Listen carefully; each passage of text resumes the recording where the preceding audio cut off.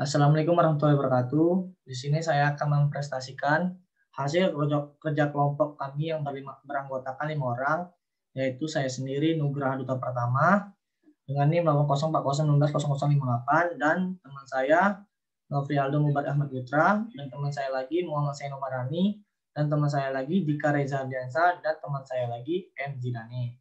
Di sini saya akan mempresentasikan hasil observasi sistem operasi Windows 10 64 bit pada Camilla fotografi. Baiklah, langsung saja masuk dalam pembahasannya. Di sini pada fitur dan sejarah sistem operasi Windows 10. Windows 10 merupakan sistem operasi komputer pribadi yang dikembangkan.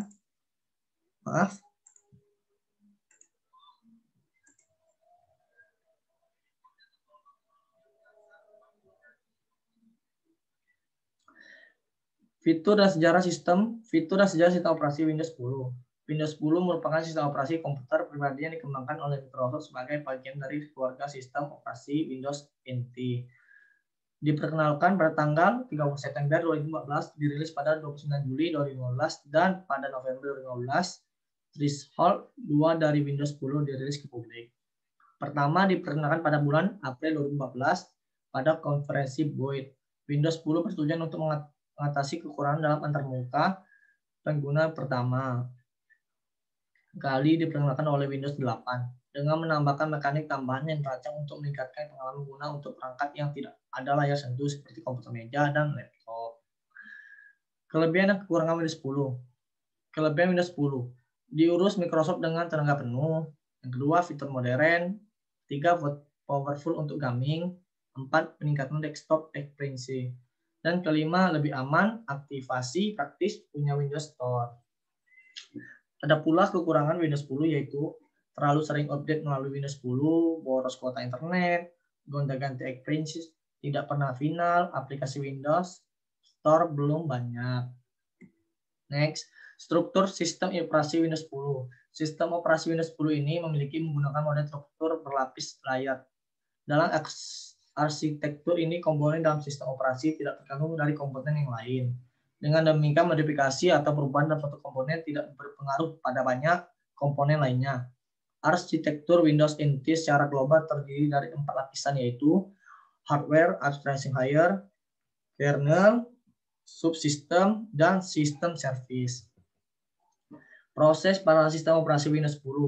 Proses adalah program yang sedang dieksekusi. Menurut Zipberset, proses tidak hanya sekedar suatu kode program, atau melainkan meliputi beberapa aktivitas yang bersangkutan seperti program counter dan stack.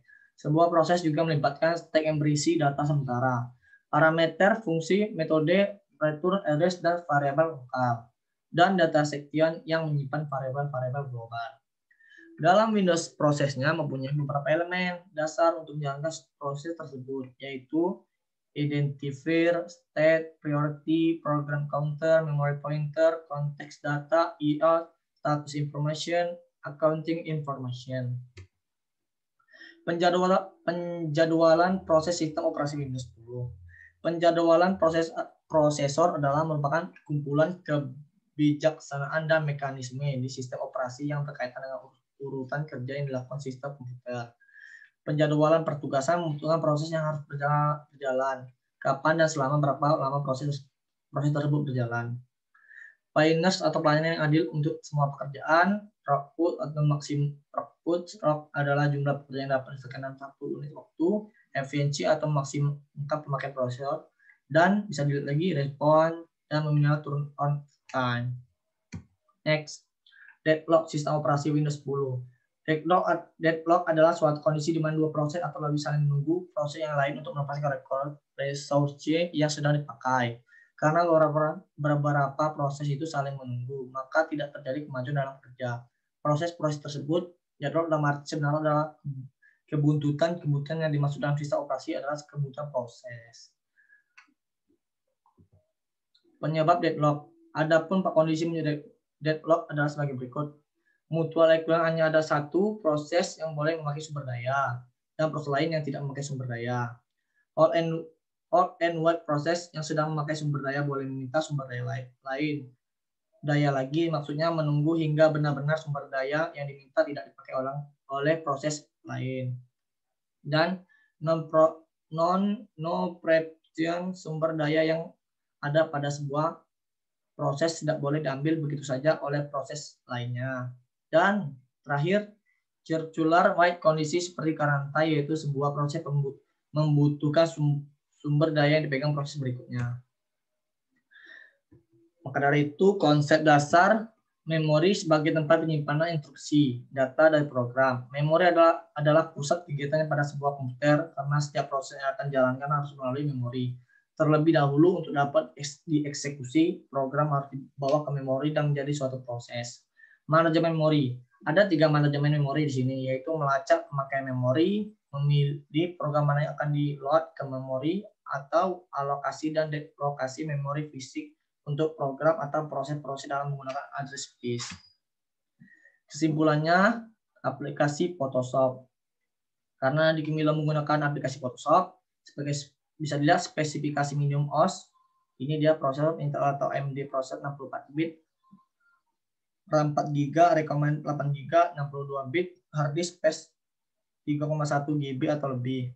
Spesifikasi perangkat prosesor Core i3, RAM 4 GB, hard disk space 1 TB. Spesifikasi aplikasi, ukuran 8,5 MB. Kesesuaian, sesuai karena perangkat yang dipakai memiliki kecepatan di atas 1 GHz, yaitu 3,10. Sesuai karena RAM pada perangkat yang dimiliki mencapai 4 GB, sehingga pada saat penginstalan aplikasi RAM dapat mengeksekusi jalannya aplikasi dengan baik. Sesuai karena hard disk pada perangkat berkapasitas cukup besar, yaitu 200 GB, sehingga sistem operasi dan aplikasi yang digunakan dapat berjalan dengan lancar. Baiklah, sekian presentasi dari saya yang mewakili kelompok saya. Apabila ada kesalahan dalam pengucapan, saya mohon maaf.